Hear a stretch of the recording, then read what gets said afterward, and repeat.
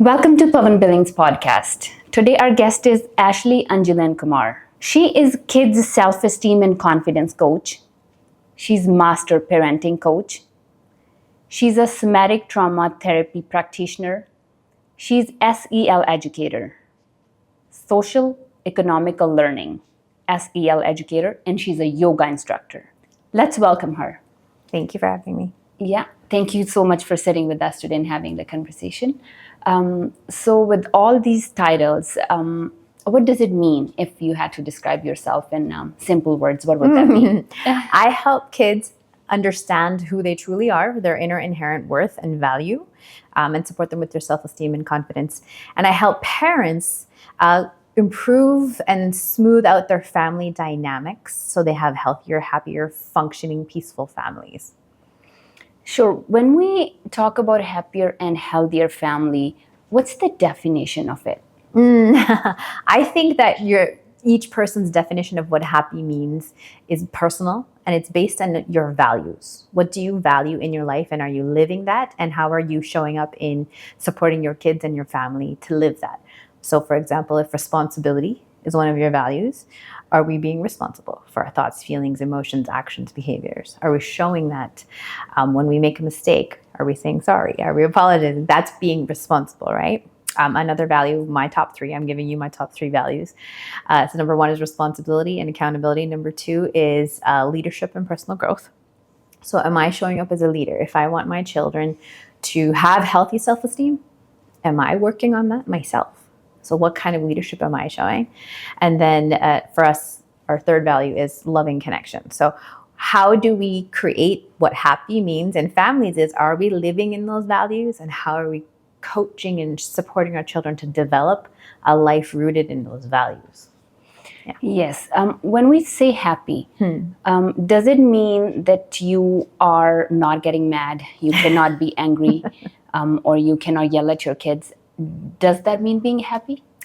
Well, being of an Indian background, and I'm a dancer, so you might have heard of Navras, right? Yes. Like the 9 juices of life. It's all about emotions. So all our emotions serve a purpose. It's how we express them, especially in front of our children, that impact their brain development and what messages they're getting and what they're going to grow up to live like. So if I think I'm Hindu, so if I speak of Shiva, he does the Tandav, right? But yes. What does he do the Tandav for? It's a dance full of anger, but it's against injustices, right? Challenges that are unhealthy, or let's just say, if you want to call it evil, you can call it evil, but things that are negative, I call it negative energy, right? So if we are treating each other in our family systems with disrespect, yeah, naturally, that little bit of Shiva is going to get upset. Yes. So what does that anger mean? So it doesn't mean, happy doesn't mean you're never angry or never sad or never disappointed or all those things. It means you understand your emotions and you know how to deal with the emotion that's coming up. So if I'm angry that my child spoke disrespectfully to someone or is showing disrespect, that means I value something. I value that they are showing up respectfully in the world. So the anger serves a purpose, but do I yell and scream and shout and punish them? Or do we have a discussion about what that behavior is doing and how it's impacting somebody and what we're going to do differently next time? So the two different approaches are going to affect what a child learns about how to show up in the world and what do emotions mean. Are my emotions wrong, or do they serve a purpose? Yes, when you said कि हम अपने emotions show कर सकते हैं, but उनके साथ करें क्या? जी. That's more important. Can you elaborate more with an example कि जब when situation gets out of hand and you're feeling so worked up and you want to let it all out, how to calm down and handle the situation ताकि kids को, because I think they learn from us, right? Yes. So next time when they are dealing with the same emotion, they can absorb this energy that we had when we dealt with the same emotion. Yeah. So I think your question is like, if we're getting worked up by witnessing their, let's say, negative behavior, yes. How do we handle that yes. so that they are not absorbing the negative way to do it? Is that right? Okay. Yes. So being able to feel your anger. This is actually, it sounds really funny because when you feel angry, you feel like doing something, right? Yes. Your fight energy, your flight energy comes up. It's all in your nervous system. So you feel like shouting. You feel like a long time ago, people used to hit their kids. Some people still hit their kids because the anger takes over. Yes. So it's like letting that tandav take over, but do harm. Why do harm? Because that's a child, right? Yes. So am I going to let that harm take over? So one thing is you have to be able to feel your feeling and then choose how you're going to act, right? I'm feeling really angry right now and I feel like yelling. But instead, I'm going to walk outside and go outside and get some cold air and fresh air and then come back and we'll deal with what's happening. You can do that. We call that regulation, emotional regulation or nervous system regulation. So you step away from the situation if you're getting really worked up. You can only step away if your kids are safe. Yes. So number one is safety. Like if they're hitting or throwing, yes, we have to stop the behavior that's hurting somebody. And then we still have to regulate our emotions. So we still have to do something with our body, our mind. So whether that's breathing, whether that's tapping, whether that's holding something hard. And so when I hold something like this, I'm squeezing my muscles. And inside here are nerves. The nerves are connected to the nervous system, which connects to the brain. Yes. So instead of just going and saying all the things and yelling and hurting and shouting and throwing in front of my children, which means I'm just acting like a little child myself. Yes. Instead, I'm going to do something with my body so that energy, the anger energy, comes out, but it's not hurting anybody. I'm squeezing the sofa really, really tight because I'm very angry. You can see my eye contact. Yeah, I like know. very strong. And now I'm going to breathe. And maybe I do something like this. So in somatic trauma therapy, what we call somatic means orienting with your body. That means body. So how are you connecting to your body? Are you able to feel the anger and choose or do something with your body that lets it come through in a healthy way?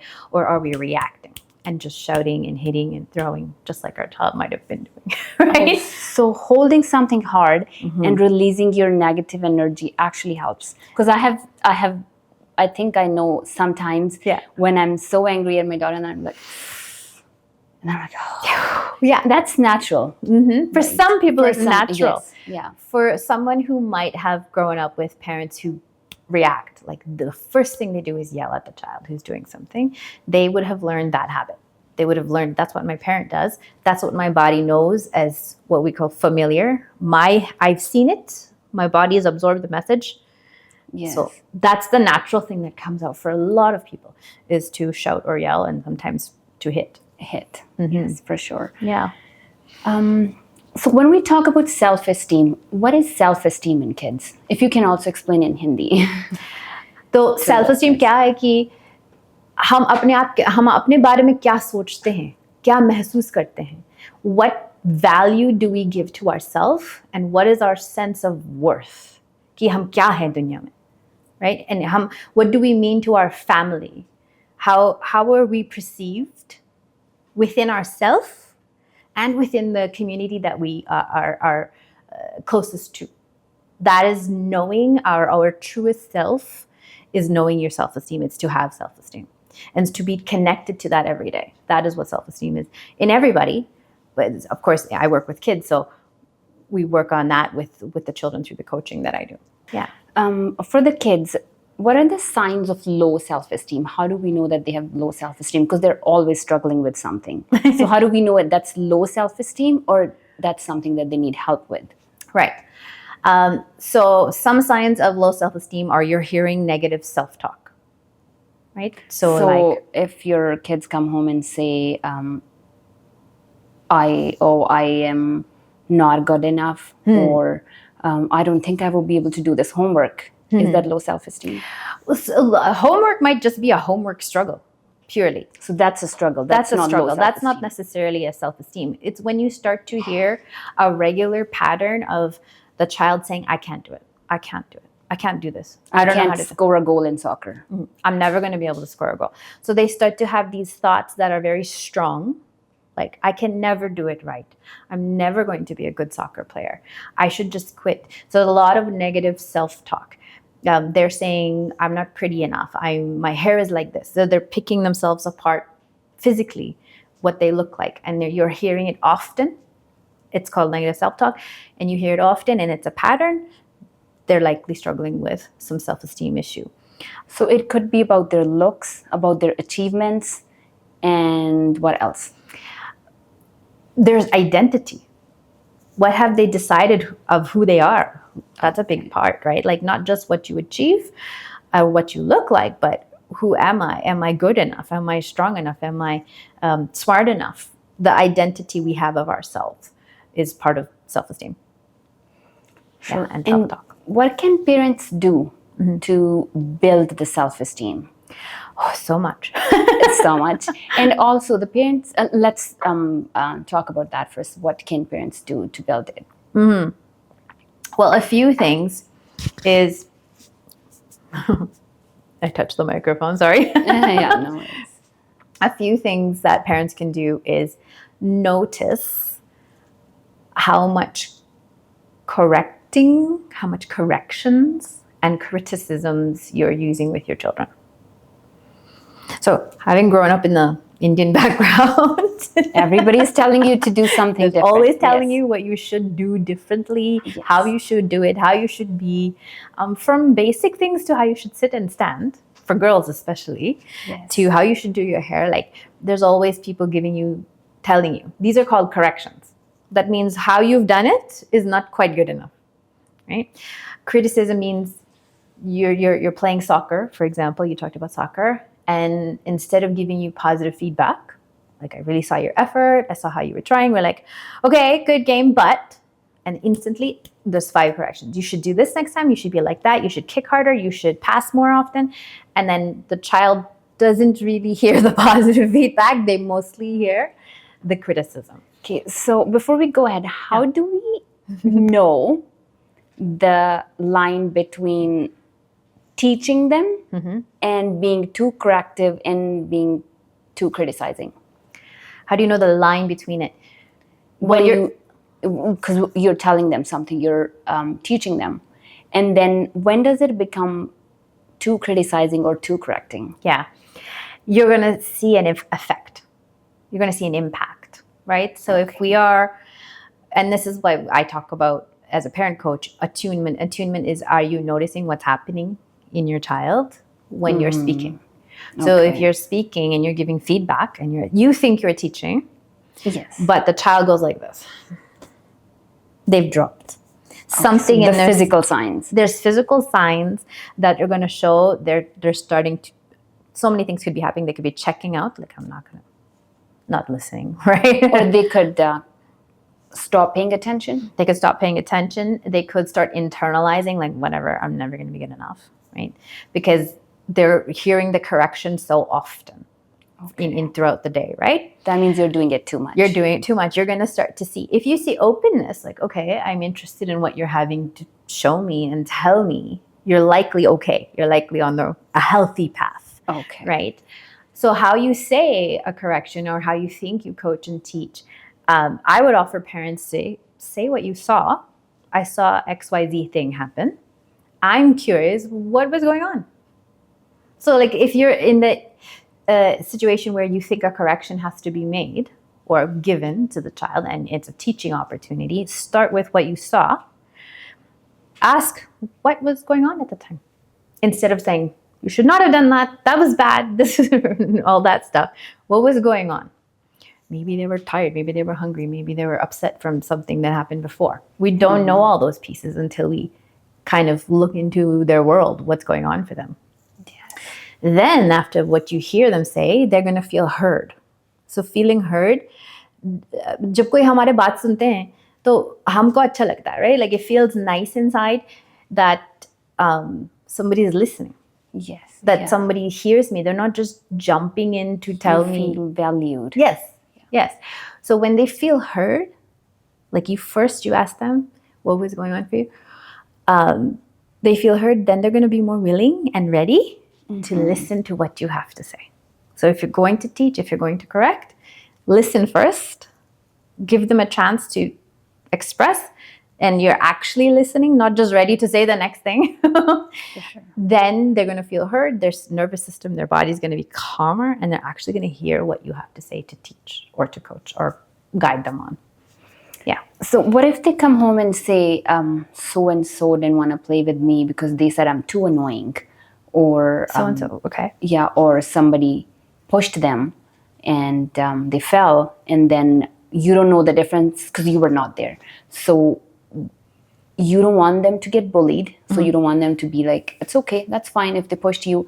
You also don't want to get ahead and be like, that, oh, that's bad, you should hit back or you do something about it, because Yeah. a lot of parents do. Yeah. So how do you, because you were not there, you don't know the situation, how do you answer to that? Because it could just be that they were playing and they this person was aggressively playing and then they got hurt or fell. How do you know that difference? How do you, I think what's it's the answer for that? Well, I think it's important to ask. It doesn't matter how young they are. They can express what they think happened, right? So my daughter's, let's just imagine she's 3, she's playing at play school. Some other child comes and snatches her toy and maybe gives her a little smack on the shoulder. Yes. That's I'm playing with that. Yes. Oh, Like that that, happens right? so often. And now the child is upset, they're sad, that person's mean, that person did this to me. So all this stuff happens inside of them. So it's asking and being curious. Okay, thank you for telling me. Number one, thank you for telling me. Yeah. If we say thank you for telling me, they're going to keep talking. Okay. Yeah. If we don't ever take acknowledgement of the fact that they're talking and sharing what's going on, they're not going to be likely to keep opening up to you, Yes. right? So thank you for telling me what was happening for you. How did you feel? I felt sad. I felt angry. I felt whatever. And yeah. Now I'm saying, yeah, I get that. I would probably feel angry too if somebody snatched my toy and hit me on the shoulder. That doesn't feel nice. And then, so I'm asking and I'm listening. Now here, you don't have to solve a problem. Oh, okay. This is, I think, where parents get like, oh, I have to fix the problem. I know, yeah, because I have that's to your solve first instinct. Because you just want to fix it. You want to fix it. You want to make it better. Yeah. But here, you've partially helped already. You stopped to check how they were feeling. You validated the feeling. Oh, yeah, I wouldn't want to be hit either. That probably didn't feel nice. You don't have to fix anything. Now, you've made the child feel valued. If they feel valued and you are having discussions outside of this moment, we call it out of the moment, about what it means to speak up, like that's a separate conversation, they will start to do that. Why? Because when you feel valued, when you truly have self-esteem, you will speak up for yourself. This is natural, right? Like if someone has low self-esteem and they get pushed, if you think about bullying situations, for example, Yes. the person with low self-esteem may not say anything. They might just like fall over and be done. Okay, so that's another Right? sign of low self-esteem. So they're not standing up for themselves. But someone who has self-worth, self-respect, self-confidence, they're going to be like, hey, what's up? Why you push me like that? They're going to speak up, right?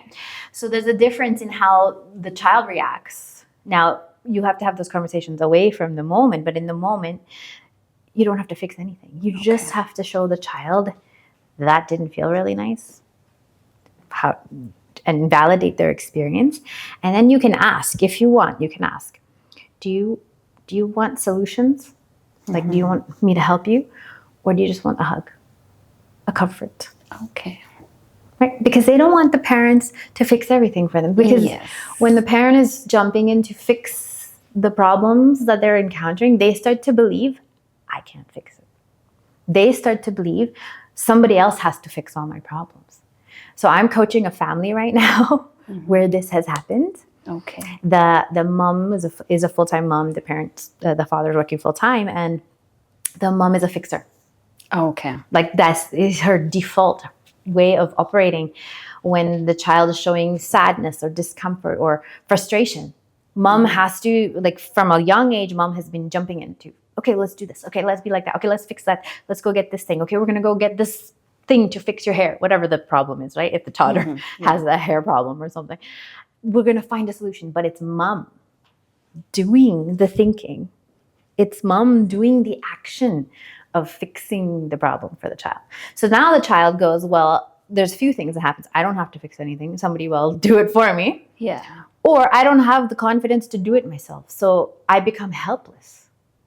Does that take their self-esteem away? Oh, when they start to feel helpless, they 100% your self-esteem is impacted. When we try to fix everything. Yeah. So the child starts to learn, I can't fix it on my own. That is a huge impact on your confidence. Huge impact on your confidence. So this mom that I'm talking about, she's in America, and her daughter now is growing to be almost a teenager. And when the daughter encounters a problem, this is what the dynamics are in the family, because she's so used to mom fixing the problem. She's now almost in her teenage years. She has a problem. Mom, what are you going to do about it? Well, how are you going to fix it? Okay. That's exaggeration. But all of the other stuff going on teenage, this is But it's like, Mom, what are you going to do? And it's such a strong, the way I'm witnessing it, and the way, because I get to see them because they're on camera. There's such a strong reaction in the girl, like, well, you have to fix it. Because she's so used to mom fixing it. Right? So you're saying that traumas from parents' life get projected onto 100%. the kids. Oh, okay. Right? Like, this is I love what you just said. The trauma a parent has affects their own children, because let's just say, for example, we would talk, let's talk about neglect. Yeah. Right? If you had parents when I was a kid, and my parents were always working, and they weren't home, they don't spend much time at home. I was alone. I was actually alone a lot growing up because my brother's much older than me. So there's a little bit of emotional detachment and neglect on the emotional side of things, right? So what happens is, like, I don't want my child to have that experience. So when I'm seeing my child now as an adult, fully grown, that's my trauma. But now I see my child crying and upset, and I don't want them to feel alone. Yeah. I don't want them to feel so hurt by something. So then I rush to, let's fix it. Let's buy you a new toy. Let's do this. Let's do that. So the fixing happens. But it's actually coming from our own childhood, because we were left alone so many times to fix our own problems. If we got hurt, maybe mom and dad were not even there. Maybe we're home alone and we had to put our own Band-Aid on and whatever we had to do. So we tend to overcorrect in our parenting for what might have been missing in our childhood. For sure. Is it always that we project whatever we had in our childhood onto our kids? Because, for example, somebody had a father who had drinking problem. So they can either be alcoholic, or they can say, no, I'm not going to do it because I saw how my father was. Yeah. Where do you learn that? Like, which way to go? That one, I think, is very dependent on the child, the person. Okay. There's no formula that says this is going to happen or that's going to happen. But either could happen. Either could happen. Okay. Yeah. There's no, like, set defined way that this could happen. It's the child's, what they were blessed with, what genes they got, what they witnessed, what they absorbed, what messaging they got. Like, for example, if someone was talking to them about alcohol, it's not very healthy for you. They get the message. Or from a young age, they saw my father is acting like this. And then they do the same. Right?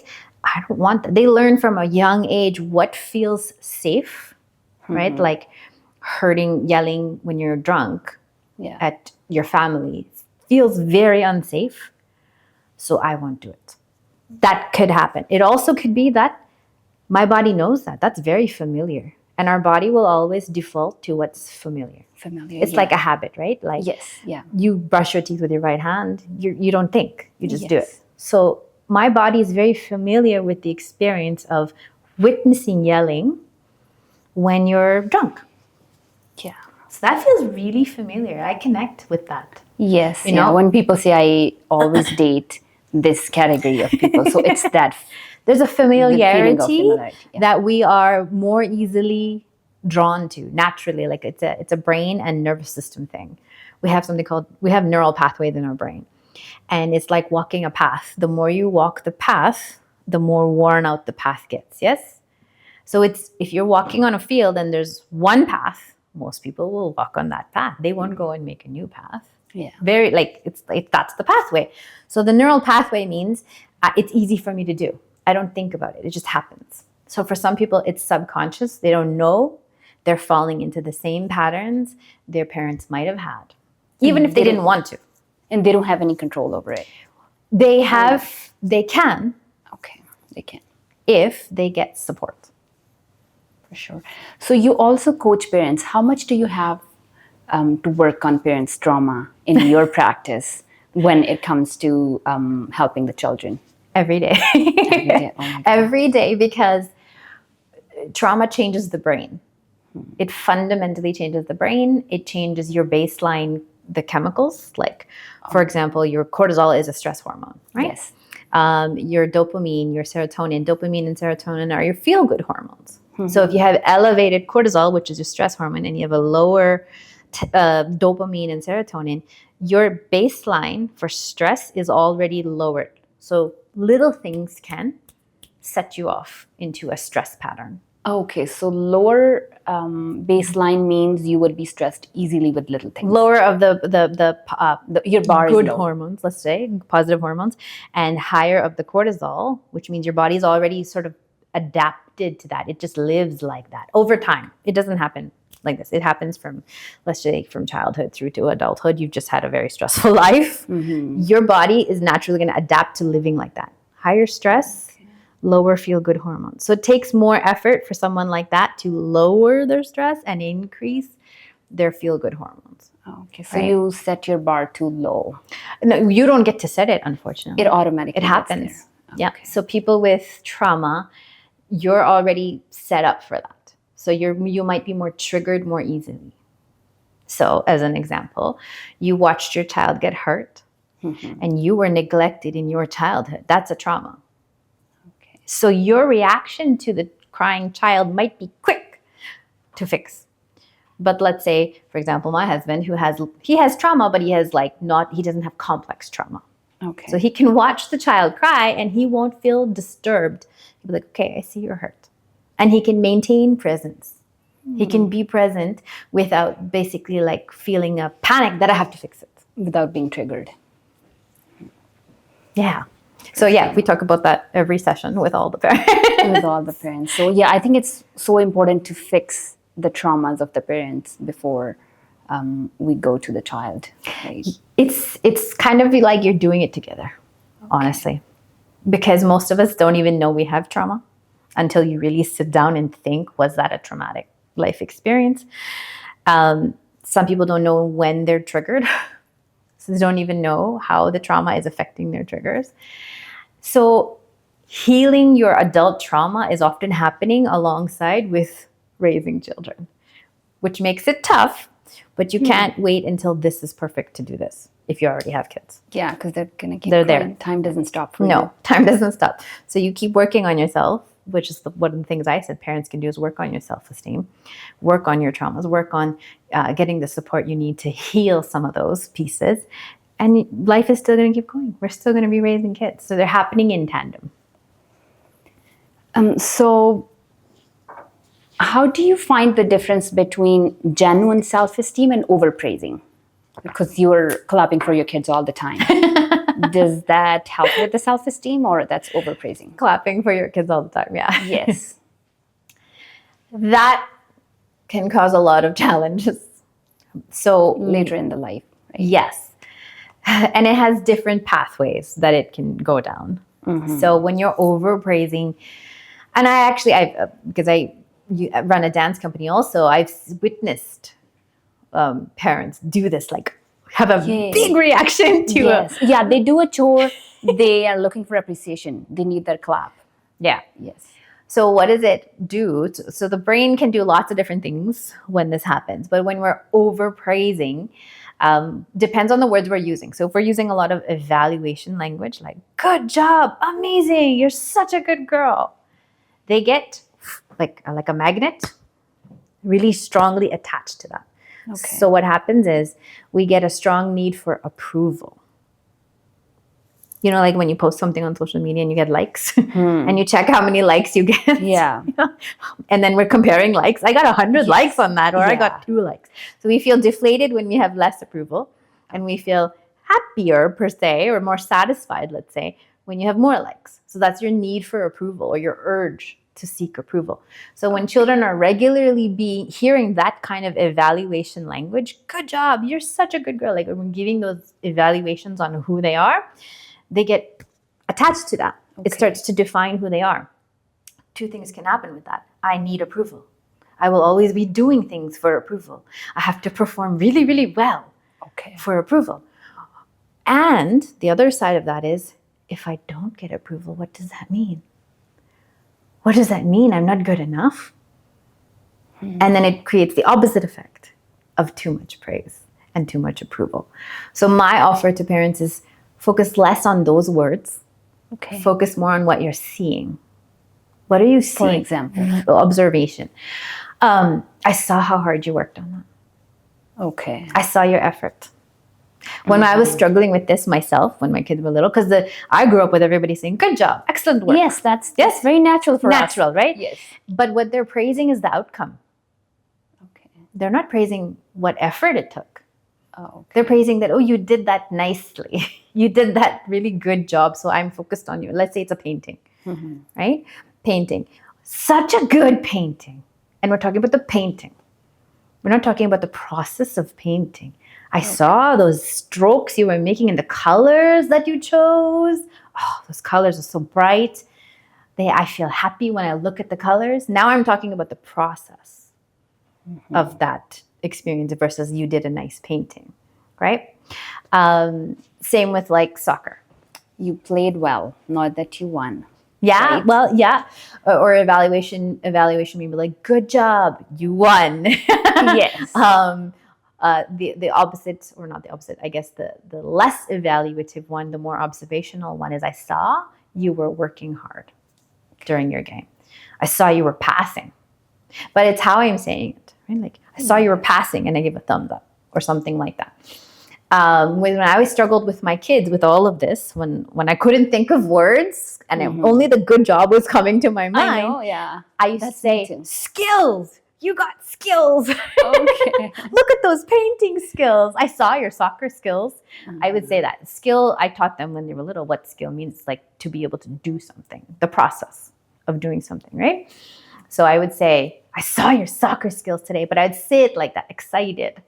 So work more on observing what you're seeing happen and the process that the child's going through. Yes. Yeah. How does that work in multi-generational homes, or if parents have a different parenting style? Mother and father, or you have either nana, nani, or dada, dadi living with you in the house. Have you ever had to encounter that? Oh, yeah. And how to navigate that? Well, your nana, nani and your dada, dadi are always like, they're like your comfort people, right? Yes. They're not going to, well, I guess in some situations, I'd say in normal situations, they're not your parent, right? They're not your primary caregiver most of the time. So you're saying their parenting style would not be as effective as it is for the parents? It's going to have an influence. Okay. It's going to have an influence. But how you show up in your parenting is going to have a bigger impact. Okay. It's going to have a bigger impact. So even if nana, nani say, bahut acha, right? Like, bahut acha kiya.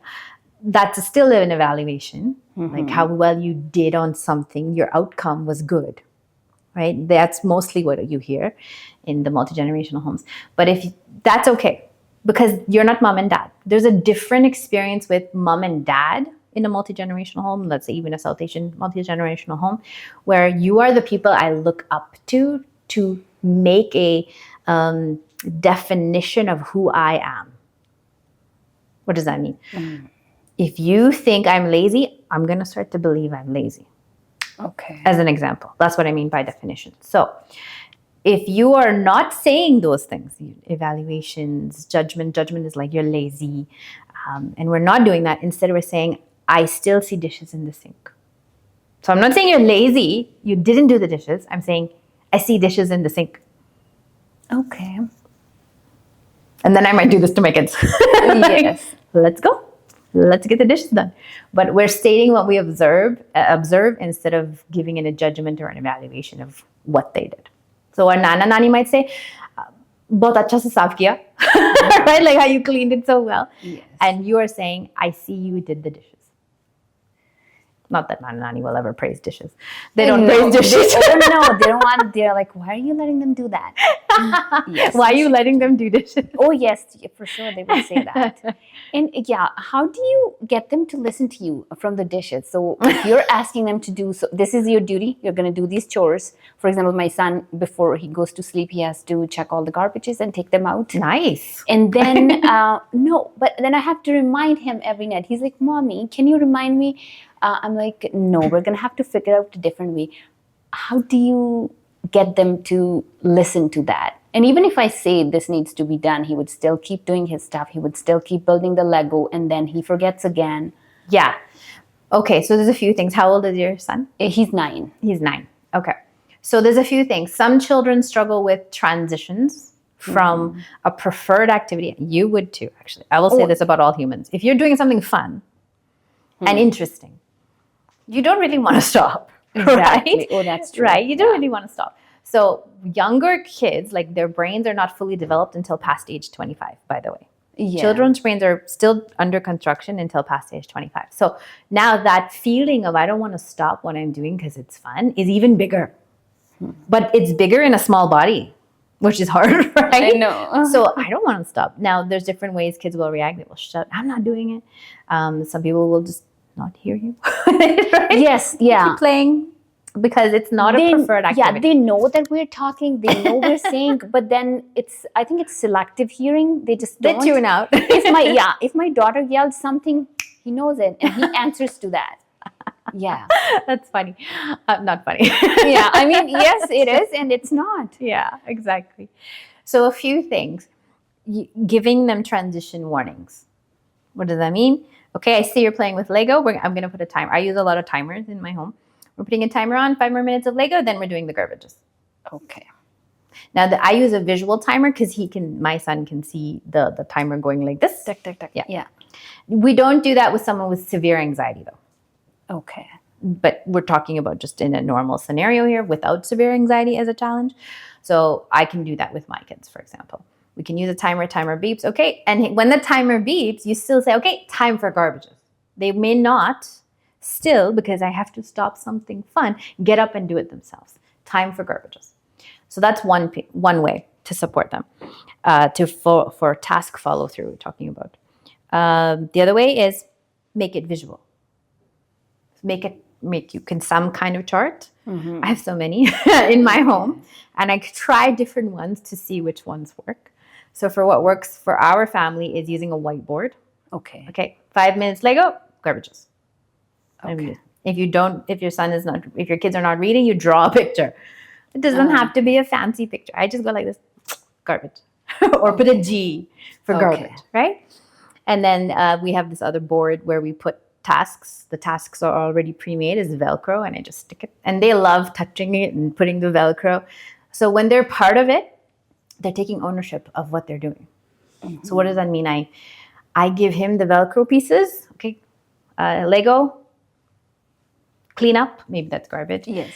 Bedtime routine, lights out. And he gets to put it on. But the act, again, the nervous system, the act of touching the picture with the garbage on it, it sends a message from the fingertips up to the brain, garbage. Sense of accomplishment. Yes. Yeah. So many things happen when you make it visual, and we call it multisensory. So it's not just visual. I'm using my fingers to put the picture of what tasks I'm supposed to do. And same with the whiteboard. You want to draw the garbage? I will ask my son. Okay, we're going to do Lego. Draw a Lego brick. He draw a Lego brick. Okay, then garbages. Okay? Okay. And he draws it. And he gets to go like this if he wants to. Then that also gives that little dopamine, I accomplished something. So those two things I would offer if you're struggling with transitions from one non-preferred activity, from a preferred activity to a non-preferred. Preferred is Lego having fun. Non-preferred is stinky garbage. Of course. So you give them the transition information, the warnings, and then you have something visual that they were part of to decide the tasks. For sure. So you're saying that more senses are involved, more regulated our nervous system would be? 100%. Yep. So then you think affirmations work for kids? Or is it something that they, so for example, they're saying, I am what you can say, I do my bed routine, or I don't watch too much screen, and then they're not able to keep Stop. up with it. Do you think that would be hurting their self-esteem, or do you think affirmations are a good thing that they would start doing that? Affirmations, yeah. Okay, so affirmations, I have a very specific understanding of them. A lot of people use generic affirmations. So are we talking about tasks, or are we talking about like Generic, I would say. generic, Yeah, okay. I'm strong, I'm Okay. wise. Yeah. So one thing is when you set an affirmation, we need to set it in a not negative tone. So not I won't do this. Okay. Instead, it's I will do blah, blah, blah. Okay. Right? So not I won't do too much screens, because what you're hearing is don't and screens. So that goes in a negative way. Yeah, it goes in a Okay. different way for the brain to process it. Instead, I will use screens in moderation, for example. Okay. Moderation might be too big of a word. You find a different word. Yes, for Right? sure. Whatever. Sometimes, maybe. Yes. Or only on weekends. I watch it something for like that. 1 hour. Yeah, for example. Like that, yes. With affirmations, generally speaking, like I am strong or I am beautiful for girls, like that's a big one, or I am handsome for boys, especially when you're getting into the teenagers, or I'm a good soccer player. That's an evaluation. Yes. Yeah. Any of those things. So when you're using an affirmation, they only work if you do them very consciously and specifically. Okay. Why? There's two parts to our mind. There is a conscious mind and a subconscious mind. Yeah. Your subconscious, sub means below. It's not, I'm not aware of it. I always tap the back of my head, subconscious mind. I don't see it working. It's in the background. Yeah. And it's always working. That's why we have dreams. This, my stomach. The subconscious mind is 90 to 95% of your mind power. But you don't even know it's working. Yeah. Okay, it's always working in the background. Your conscious mind is only 5 to 10%. Okay, so when we're doing affirmations, we're only using the 5 to 10%.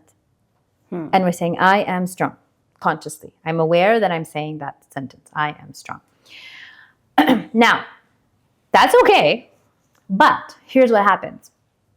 If in your subconscious mind, anyone's, child or adult, they do not believe they are beautiful. Okay. They truly do not believe it. They have a belief somewhere along the way, somewhere from childhood. Somebody was saying, like for me, my family used to call me Moti. Moti, Moti, Moti. It was always Moti.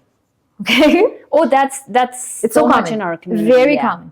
common. First thing they see in you, if you lost weight or you gained weight, if you're fairer than before, you Oh my look gosh. darker. That's what they see. Yeah, Oh, I know that. Yeah, so I was called Moti, Moti, Moti, right? But I was Moti in a different culture in North America, Yeah. right? If it was different, maybe in a different country, maybe things would have been different. Yeah. I'm not sure. I cannot say because I can only speak from this.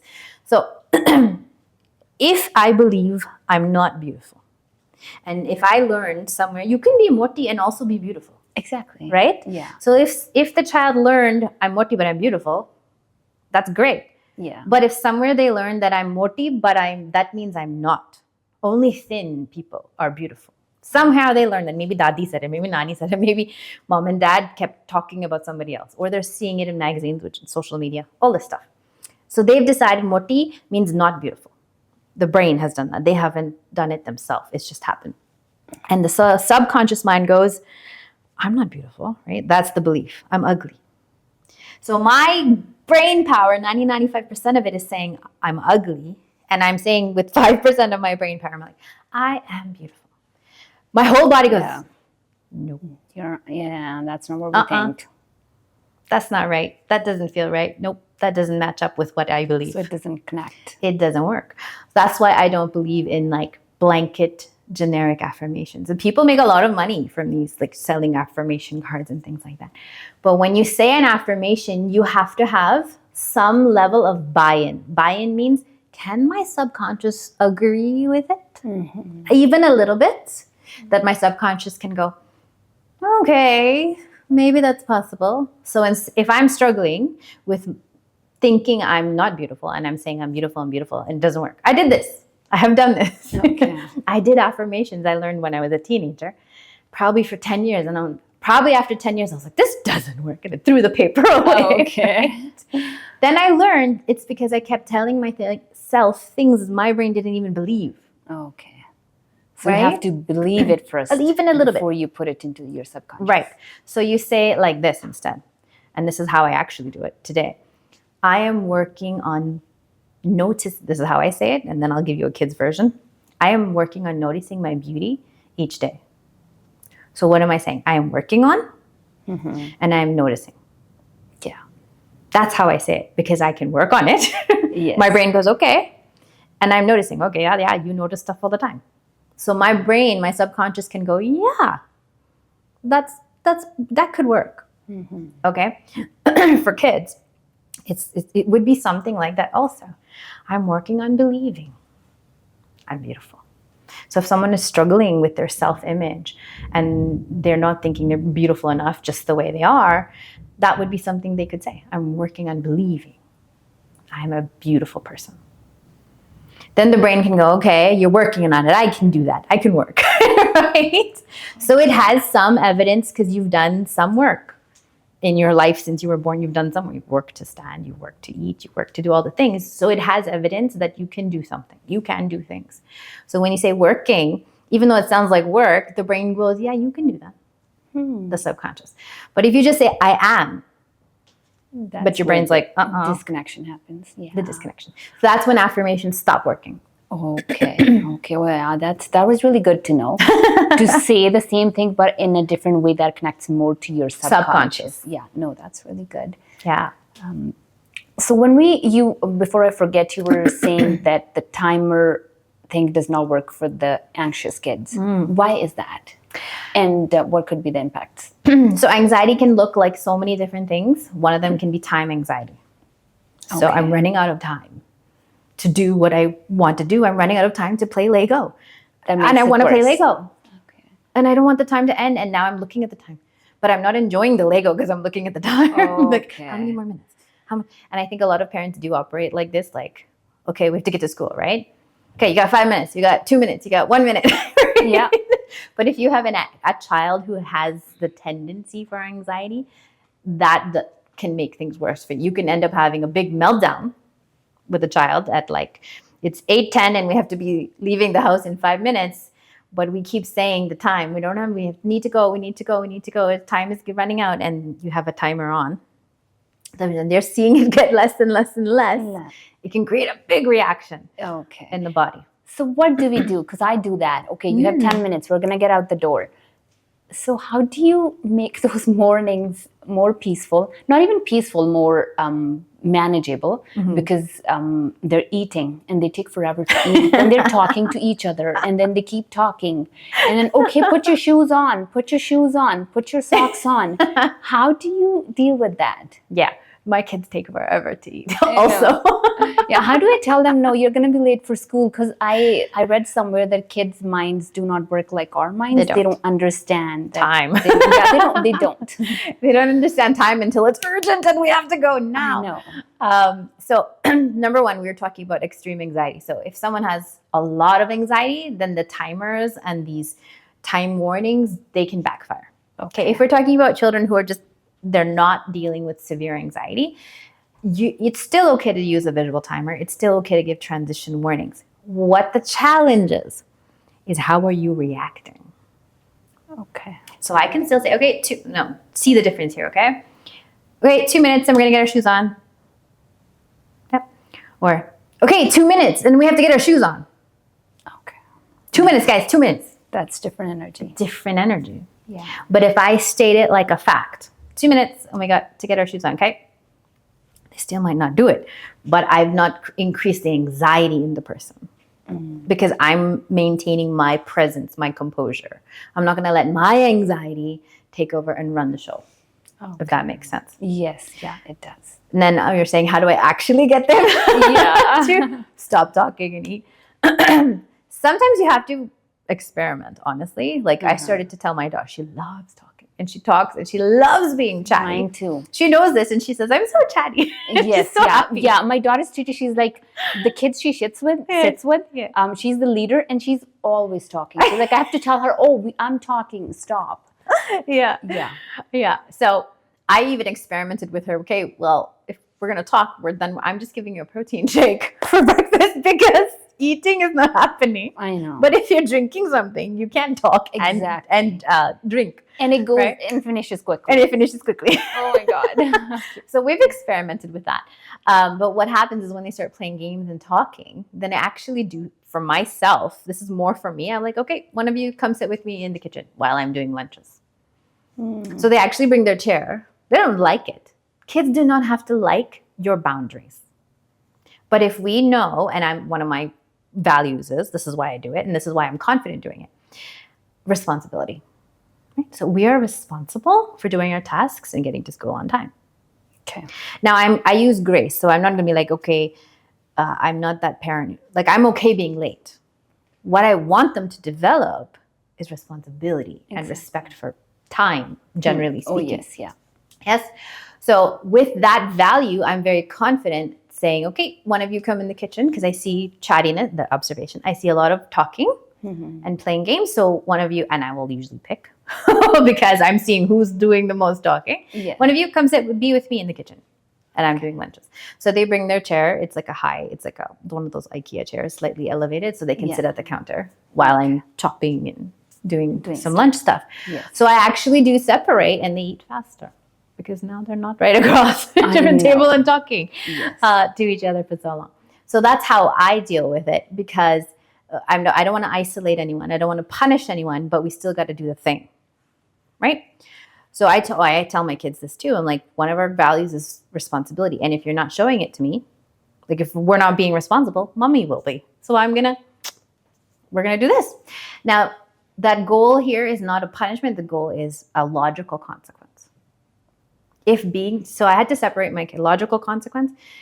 I had to separate them. They share a washroom. And it was just fight or play or nothing was getting accomplished. Oh, God. So I took my son and I put him in my bathroom and my daughter has her bathroom and they get their tasks done. Oh. That's a logical consequence.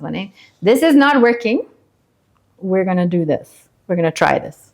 Okay. And if it works, great.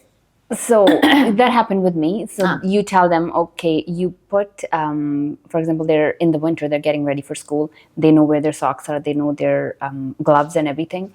So my daughter, she got late and she forgot her gloves. Okay. Do you think it's a good approach that I go to school and drop off her gloves? Or she comes home and I tell her, see, that happened. I'm so sorry for that. But let's try to remember tomorrow. This is, again, based in your values. You have to know what values you want. Or do you think if I drop off the gloves, she is going to be more ignorant? I think that if you do it often, then it becomes a pattern. If it's sometimes, okay, I forgot my glove, maybe you feel like, okay, I'll drop it to you because I want your hands to be warm. That's not about her, that's about you. Like I want to feel confident that my child's hands are warm so then I can relax. Okay. But if I'm anxious, her hands are cold all day, then what impact does that have on me? So most of the time we are doing these things not because of our child. We're doing it because I feel uncomfortable. Yes. Oh yeah. Right? Sure. So if it's happening often, it's become a pattern. Okay. She's not remembering. The executive functioning skill's not there. So that's why I say make it visual. Use a chart. My kids have a leaving the house list. I call it leaving the house list. Okay. It's a chart with visuals and the items. Okay, and I stand and I drink my protein shake. Okay, do you leaving the house list? Nice. They check the thing. And it's not mean it's gonna be perfect. Okay, so you used a term for not remembering. What was that? If they don't remember. Oh, executive functioning skills. What is that? If you have so executive functioning lives in the front of your brain. It's the brain part that works well when you're calm and steady and settled. Okay. If you have a pattern of forgetting something, then there could be an executive functioning challenge. Not guaranteed, but there could be. There could be. So if she's forgetting her gloves often, then she needs support. Because now you've seen a pattern. Okay, she's forgotten it 10 times in the last month.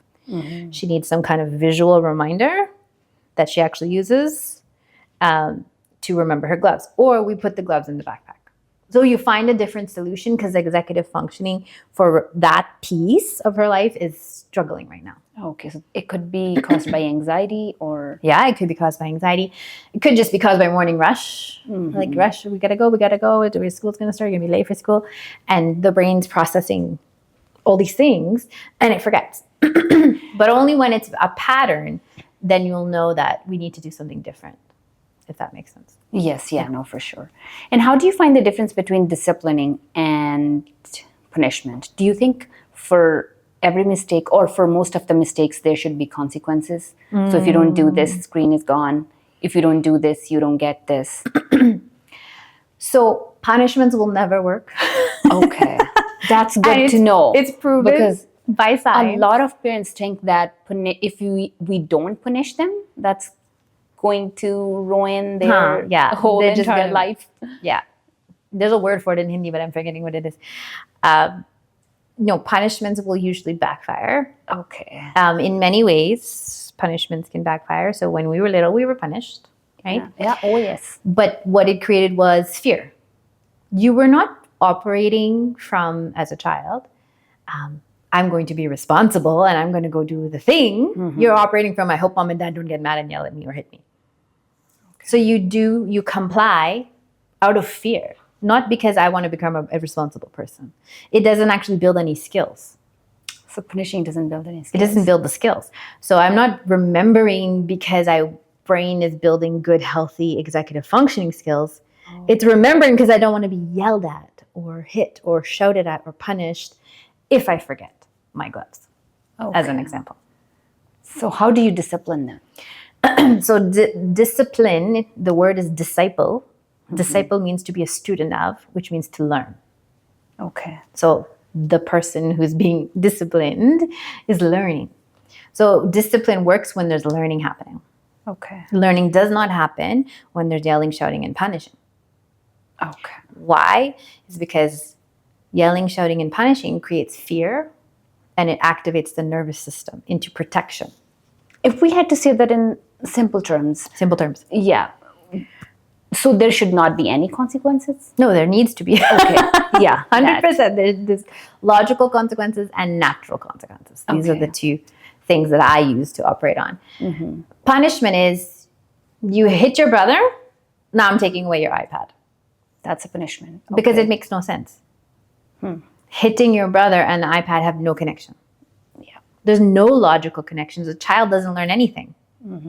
They don't learn that, okay, go chill out for 5 minutes on the couch and breathe, and then we're going to come and we're going to say sorry or do I do something called the 5 eyes. The 5 eyes of handling mistakes. Now, you're thinking, how does that teach a lesson, right? Especially in our culture. Because when you think about it, if you did something wrong and now you have to go and you have to apologize, how do you feel? Yeah. You feel kind of like, oh my God, yeah. The guilt is the teacher. Okay. The guilt. There's two kinds of guilt. Guilt you learn from, which is supportive. Yes. And then there's toxic guilt, which is more like shame, which is what most parents, a lot of parents, not most, but a lot of parents do. Okay. You should feel like this. What you did was bad, and there's a lot of shame. That doesn't actually help the child learn much. Okay. It just teaches them that I'm bad. Okay. Right? So you have to go and actually fess up. I see this in my daughter in such a big way when she hates to apologize. Mine too. Yeah, hates to apologize. But she has to go through that discomfort. Like, I have to sit here and I have to say sorry.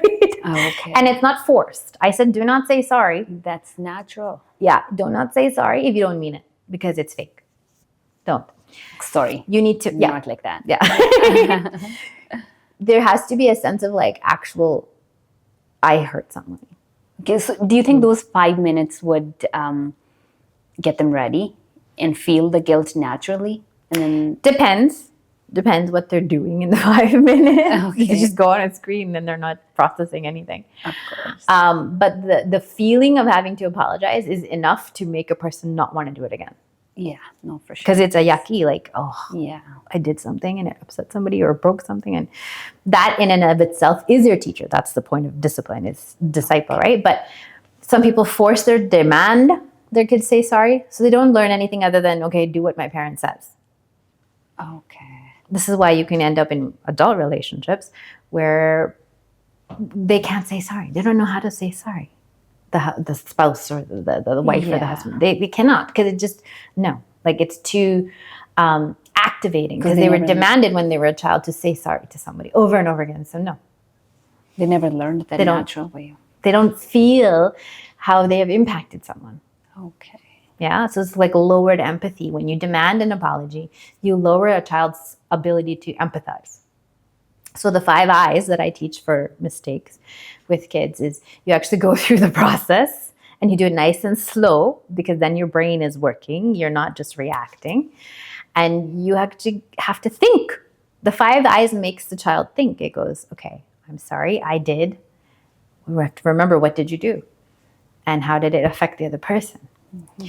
The third part of the apology is, what do you need? Most of the time, my kids will say a hug. Oh, right? I need a hug. Or my kids have this language already. I need respect. I need you to respect me when I say stop. Mm-hmm. So now they have to have this interaction, which is not comfortable for anybody, to hear the person say that. Yeah. Like, it doesn't feel good, but it's teaching them something. That's discipline, disciple. Taking an iPad away because you hit your brother just teaches them that I will take things away from you when you do what I want you to do. That means you're the boss of me, mom and dad. I'm not the boss of me. So what happens when they feel like they're not the boss of themselves, and they start to rebel? They start to push back. They start to also maybe show negative energy towards the sibling. Let's say they hit a sibling and mom took iPad away. Well, now I'm going to push them more because I'm mad at them. My iPad got taken away. So it does. Punishments almost never work. They cause the opposite reaction that you're hoping for. Okay, that's really good to know. And that also reminds me of the power struggles they have when it comes to bedtime, mm-hmm. or doing a task or anything that they need to do. They need to have that power. Mm-hmm. How do you deal with that? I have a very strong image. I was coaching a mom, and she was explaining, and her daughter's 9 or 10, mm-hmm. so big enough, like old enough to, let's say, get a snack out of the fridge. Yes. Okay? The daughter wanted a snack. The mom wanted the daughter to do a task, okay, before the snack. Mm-hmm. Okay, so now the daughter goes and gets the yogurt. It was a yogurt out of the fridge. Gets the yogurt. The mom takes the yogurt. Now we're in a power struggle. And the mom, she told me, the mom was telling, I was holding the yogurt like this so that the daughter can't get it. And the daughter's having a big reaction and just trying to get on her. But now you're in a power struggle. Yes. 100%. Because you're expecting the child to do a task. Yeah. They're expecting, I want my yogurt because I'm hungry. So now you're 100% in a power struggle. I'm so excited to hear what happens next. Well, she was in a power struggle and she was demanding that the child do the task. Now, the more you demand, the more it activates what we call the nervous system, the fight or flight in us, or shutdown response. So we have fight, flight, freeze. Yeah. Fight matlab hame ladna hai. Hame kuch kehna hai. We want to yell at somebody. Flight means, I want to get away from here. I don't want to be here. I don't want to talk to you, whatever. Freeze means, it could be different things. Could be shut down. That means it could happen in the moment, like, I don't know what to do, which is what happens to the mom most of the time. But so I don't know what to do, so I'm going to just drop. I'm going to give up. I'm not going to listen to mom, mm-hmm. and I don't care about the yogurt anymore.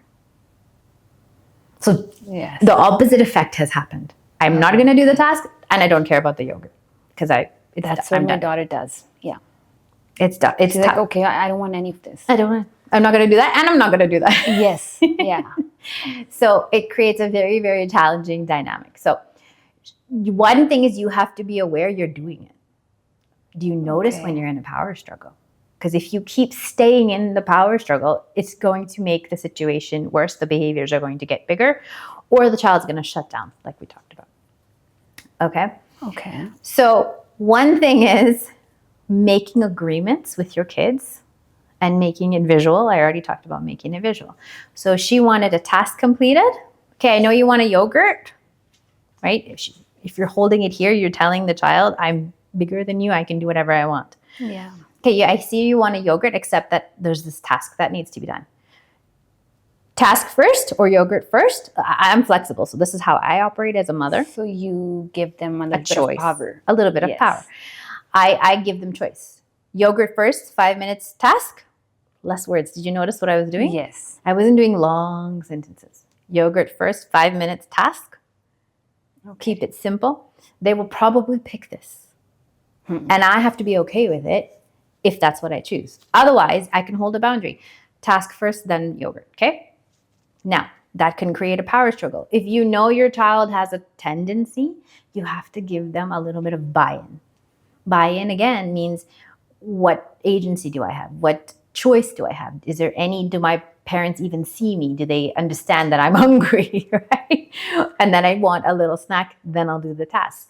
There has to be a sort of a mutual experience of each other. I understand you, you understand me. Do we get it? I talk about making agreements. I'm shaking my own hand. I make agreements with my kids all the time. Okay. Why do I do that? Again, sensory system. Yeah. Sensory system. So, okay, buddy, like my son, I see toys all over the floor. I want the toys cleaned up, okay, buddy? So we can walk safely. I see you're having yogurt. Do you agree that you're going to have the yogurt, then clean up the toys? And I go over and we do a little shake. Doesn't mean he's going to do it. It just means he made an agreement, and I'm going to remind, okay, you're done your yogurt, time for the toys. But he remembers shaking my hand. His body remembers shaking my hand because it sent a message from the skin to the brain. Okay. But if I just say words, see, once I speak the words, they're gone. Yeah. So some people watching and listening might be knowing that verbal processing of information is the lowest. How we humans process verbal, what we hear, is the lowest level of processing. Oh. But that's what we do all day. I know. That's what we do all day. We just keep telling. Yeah. So you can tell, then you can also show. And you can also be like close, or use the hand like I do with my kids with a shake, or use a visual chart, or use a timer. There's so many different tools, but you're making it multi-sensory, so the nervous system is getting a different message than just hearing. This is one sensory system. But if I'm showing, talking, touching, all of them. And it doesn't take long. The people listening might be like, this takes so much time. It doesn't. It doesn't take much time. It actually takes less time than getting into a power struggle. Because this yogurt situation, I think it went on for like 10 minutes with this, and it created disconnection. They were both so angry at each other. Yeah. But if there was like, hey, I know you're hungry, yogurt task in 5 minutes, great. Okay, so you can kind of shift the dynamics towards That's them. the goal. Yeah. That's the goal. And the younger the brain, the less verbal processing they're going to do. Okay. Can you say that again? The younger the brain, so like they're 7, 6, 5, the less verbal processing they're going to do. Okay. They need you to come and, hey, we're going to put the blocks away.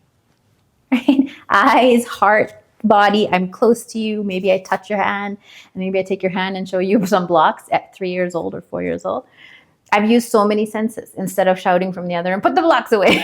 Yes, yeah. Okay. And how do you know if they are pushing the boundaries, or it's actually they're dysregulated, or they need help regulating their emotions? Okay. I like this question.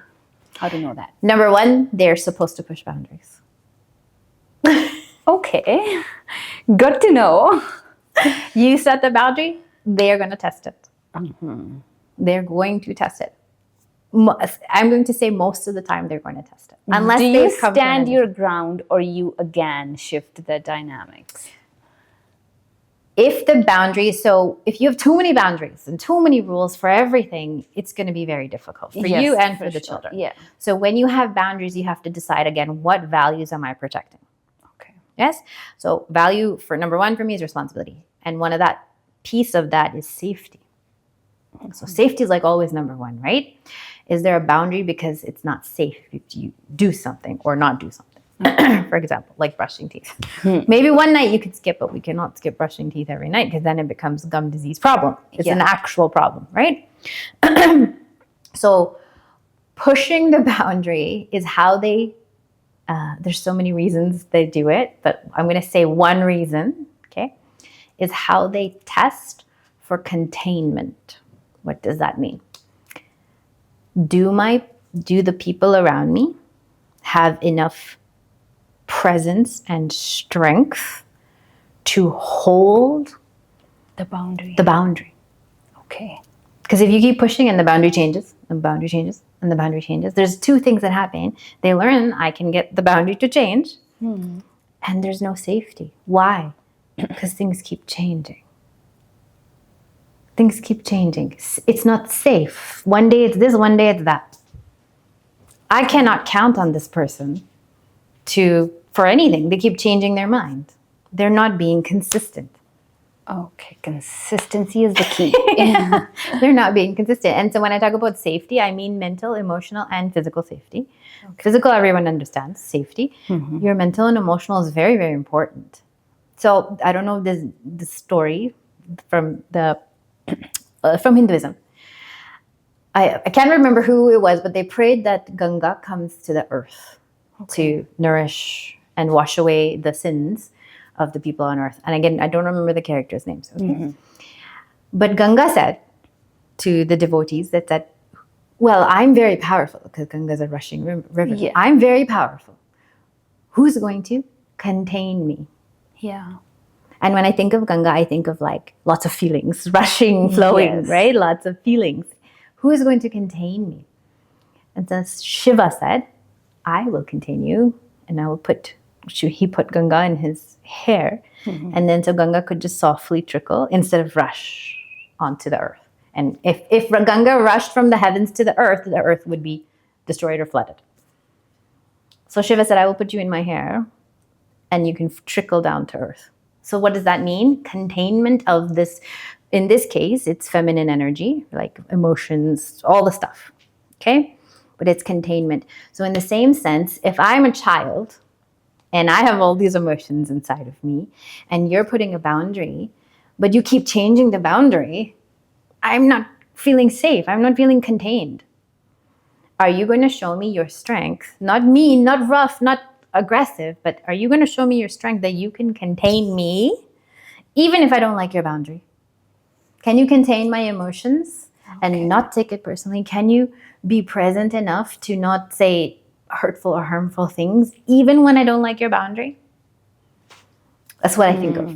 I think of containment. So if a parent is not staying grounded, we can say firm if you want, in the boundary they've decided on, and they keep changing it, the child learns this is how it is. Either it's not safe, or the boundary is going to keep changing for me. It doesn't matter. Okay. Oh, I'm tired today. It's okay. Do it. That. Right? Yeah. So consistency is very important, but choosing your boundary wisely is also important. Why is the boundary there? Just because?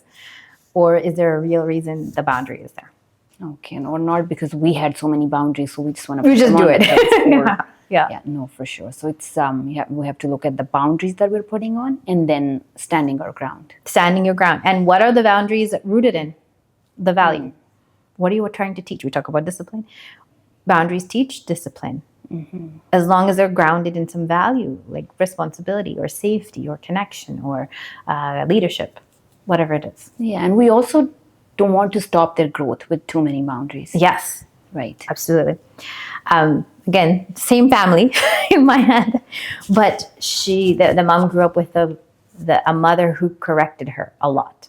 Okay. From like, don't make a mess, don't do this, look, the ink and the paint is getting on the table and all this stuff. So there was a lot of correction.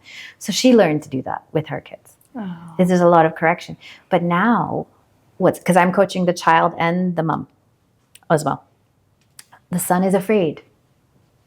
It's created anxiety because there was too many boundaries. Yes. Too many rules and stuff and regulations, I guess you could call it. I think that's me. Too many rules in the house. Yeah. Too many. My husband is chill. So now when I work with him, the boy, he's how old is he? 7.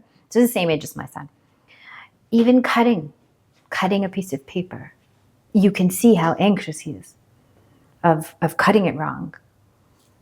because he's been corrected so many times that like, things like don't get it messy, don't cut it wrong, cut it like this, do it like that. And they seem small. Even the mom is saying it very gently. Even in the call, even I just coached them yesterday. I mean, even in the call, so it's fresh. They're working in a space and there's a pad underneath the ink, like he was working with some coloring. And the boy started to go off the pad, this pad that was protecting the desk, to cover the desk. So he was doing, it's now off the pad. There's this pad. Look, the ink is, mama's there. Look, the ink is getting on the bed table. You see the ink? And so now he stops. He's holding this.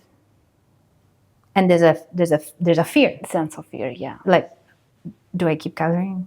They're like, oh, okay. So there's like, give me the yes or no, mom. Okay. That's hard to watch. Yeah. Because the confidence isn't there. Yeah. Yeah. Yeah. And how do you get them to open up to you? So I would tell you my kids, my son, he would come home and tell me everything. What they played, what they did. He needs his dedicated time before bed, 15 minutes where he just wants to talk. He doesn't want to do anything. He wants to tell me everything. What book they read, what did his teacher say, what happened with his friends. The whole thing. And then there's my daughter. She comes home and we have no idea. We didn't know her friends until it was her birthday. And I'm like, who do you want to invite? She doesn't tell anything. She doesn't try to hide. That's just not her nature. So how do you get them to open? So you are asking questions? It's like she's coming home and you're asking, who'd you play with at recess? Yeah, she's very social, so she makes new friends every day. So yeah, if I ask her, then she would be like, yeah, I played with so and so, and yeah, this was fine. How did this go? This was good. How is your teacher? So for example, she used to go to daycare, but now she's in grade 1. She doesn't go to the daycare anymore. So one day we were passing her daycare, and I'm like, oh, Pani, there's your daycare. Do you miss it? She's like, no, the teachers were rude, so I don't miss it. She never complained in 4 years that they're rude. I did not know. Honestly, in 4 years, I didn't know that she thinks the teachers are rude. I don't know if she never opened up or she didn't have anything to compare to. Maybe the teachers at school are more chill and kind. But that's what she said. And then I realized maybe she's not opening up enough. That's interesting. So did you ask her when she was in the preschool? Were you asking her questions like, do you like the teachers? Are they fun to be with? Or do they have a lot of rules? I don't think I ever asked about how the teachers are. Yeah. So asking questions, like especially when they're younger, because it may not have crossed their mind to like think about us. Okay. This happens with spouses too. I remember asking my husband about something a month ago. And I said, something that happened last year with his car. And I said, you never told me. And he goes, oh. You never asked? No, he didn't say it. He just, it wasn't relevant. Oh. He said it wasn't relevant. That means in his brain, it didn't come across as something important to discuss. So there's a couple things there. Does it even cross their mind as something to discuss? Maybe not. Otherwise, also the next piece is questions. What kind of questions are we asking? So a lot of parents will do like, how was your day? It's a very broad question. Yeah. And they don't know how to evaluate the day. Good. They just have good and bad moments, right? Yeah. Done. Okay. But specific questions like, who'd you play with at recess? Okay. And usually when you give them a specific question, they'll start giving you more. Like, oh, I played with blah, blah, blah, and we played this game. Oh, and when she did this silly thing, and then they start to talk about what they did at recess, right? For your daughter, what was the example you gave? Like the teachers, right? The teachers, yeah. Is asking things like, do you like the teachers? Are they fun to be with? Or are they like strict? Sometimes when you're younger brains, having A and B choices with your questions helps, right? Like, oh, do you like the teachers? Or sometimes they're too strict. So they get to choose. Because they may not have the language skill yet to say everything that they've experienced. So if you give them a little bit of A, a little bit of B, when they're young, they get to choose. Oh yeah, I like them, they're kind. Or yeah, they're strict, I don't like it very much.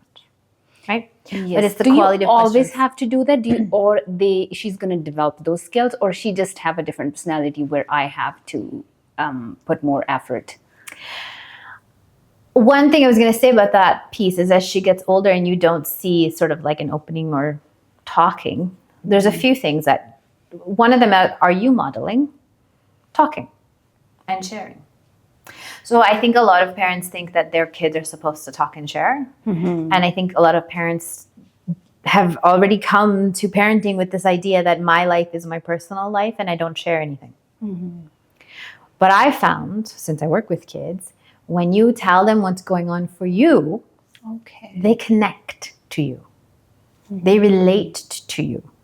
So I told my kids so many stories when I was, and they still remember those stories. So I told my, one example is, I'm trying to think which story, but my grade 3 teacher. I loved my grade 3 teacher. She was the best teacher. You know, all the teachers used to yell in my school. Every single teacher, every grade was yellers, except my grade 3 teacher. Okay. And I used to write to my grade 3 teacher. Even after she left the school, I used to write. And they listened and they were like, oh, really? And they're hearing me say, all the other teachers were yellers. So we're like, oh, you had a life too, Mom. You had experiences when you were a child. So now we're building connection because I'm sharing a little bit of myself. Okay. So I think we forget that part. Like we have to open up a little bit too. Like, oh, today was a hard day. I was confused when I had to do this thing. I didn't really know what to do. We're not burdening our kids. We're relating to our kids. When you are oversharing is like when you're talking about financial struggles or your traumas or what's happening between the husband and wife. Or those are not things that necessarily you have to share, but sharing a little bit of what you're going through, including your feelings, right? Like, I had a tough call today and I feel tired now. Then my daughter will, okay, Mama, I'm going to get you a cup of water or something like that, right? So it's not, are we opening up and modeling that part for them? The other piece is the fixing. So if she's telling you something and it causes some anxiousness, like when she said that they were rude, your body was probably like, what? Yeah, like, why didn't you? Oh, you should have told me, right? So if the tendency for the parent is to have a reaction to the thing the child said, the child will start to learn, oh, if I tell, my parent's going to have a reaction. Creates that. So they're going to try to fix it or go talk to the teachers or tell the teachers not to be rude. And now the teachers are going to know I'm the kid. So there's this whole thing that they start to develop based on how you're reacting to the things you're telling them. So that's the difference between a reaction and a response. Oh, yes. So if you're reacting, so-and-so pushed me at recess. Oh my gosh, they shouldn't have done that. Did you tell the teacher? Instead of like, oh, really? Someone pushed you? If you notice what I just did is I repeated what my child said. Oh, really? Someone pushed you? Now they feel heard. So their system is going to settle. So is mine.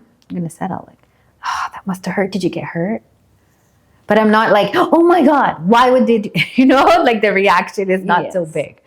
But I'm showing care and concern and giving them space to process what happened. Yeah. We were talking about subconscious. How much of their subconscious absorb what's happening in the house, what's happening in the family? How much does the subconscious absorb? Lots. Okay. So हमारी families में, oh my goodness, my childhood. right? So, when I was little, मैं थोड़ी chubby थी.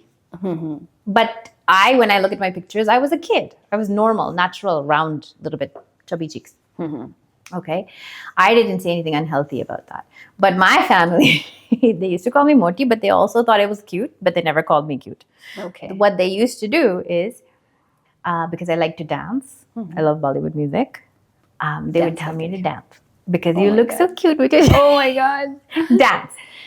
So I remember being really young and they were like, Ashley, come dance. And it was like being forced to dance. Now, when you're being forced to dance, you don't enjoy it. You don't, yes. And I remember one time I went like this or did something in front of the family. And they were all getting very amused because it's cute to watch a little kid go like that. And then I started crying.